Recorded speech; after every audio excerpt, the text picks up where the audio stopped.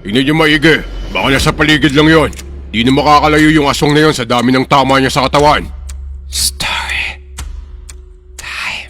Ako si Sergeant Bastes at isa akong Philippine Army Scout Ranger o sundalo. Nakadistino na ako ngayon sa Basilan, pero noong pagkatapos ko graduate, pinadala ako sa Carmen, North Cotabato. Hanggang may isang pangyayaring hindi ko makakalimutan. Isang araw, July 24, 2019, nag-conduct ang commanding officer namin ng combat patrol. Mga 10 kami na palakad-lakad sa gubat ng alas 6 ng gabi. Hanggang umabot kami sa dulo nito. At may isang baryo kami na nadaanan. Kakaunti lang ang bahay dito, kaya naisipan namin na magpahinga saglit sa isang kubo. Mabait naman yung may-ari nito, kaya nakainom na rin kami ng tubig. Habang nakatambay kami sa labas ng kubo para mag-relax, biglang may 2 bata na kumaripas ng takbo papunta sa amin. At tinanong namin ang mga to, Ano nangyayari? Bakit takot ng takot kayo tumatakbo? "May humahabol po sa aming malaking ibon. Nakakatakot ang itsura nun at sobrang laki." Ibong malaki. "Mga bata, pumasok muna kayo rito. Dali." Mabait naman yung ali na may-ari ng kubo at agad niyang pinapasok ang mga bata sa loob ng bahay niya. Takang-taka pa rin kami sa sinabi ng mga batang yon.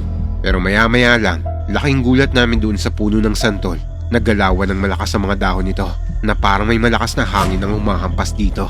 Dito na kami sinabihan ng ali na isa raw yung wakwak. Ilang saglit pa, nagulat ako na makita akong nakapatong sa bubungan ng bahay ng ali ang isang malaking ibon na sinasabi nilang wakwak. Base sa nakita akong itsura nito, mukha siyang uwak na kasing laki ng tao. Hanggang biglang may sumigaw sa loob ng bahay ng ali. Yung pala, yung anak nito ay buntis na mga araw na to. "Tulungan niyo ako!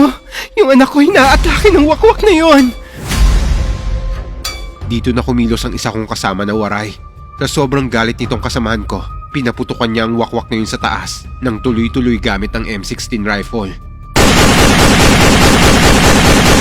At dahil dito, sumunod na rin kami nagpaputok para paslangin ang wakwak ng umaatake sa anak ng ali. Sumigaw pa sa galit ang isa ko pang kasamahan na Ilocano. Okay, Ninam! Nang mga oras na to, yung ali ay nagdadasal na hanggang nahulog yung malaking ibon na yun sa lupa dahil sa mga tama ng bala nito sa katawan.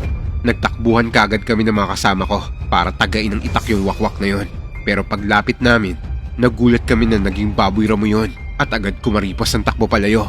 Sinubukan pa naming habulin at hanapin to. Tingnan niyo maigi. Baka nasa paligid lang yon. Di na makakalayo yung aswang na yon sa dami ng tama niya sa katawan. Pero halos mag-iisang oras na kami sa paghahanap pero hindi na namin mahagilap to. Kinabukasan, mga bandang 7:30 AM, umalis na kami sa baryo na to para bumalik na sa kampo. Sa paglalakad namin, nakita namin ang isang matandang lalaki na hubot-hubad sa daan at wala ng buhay. Nang nilapitan namin to para i-check, nakita namin ang katawan niya na halos mapuno ng tama ng bala.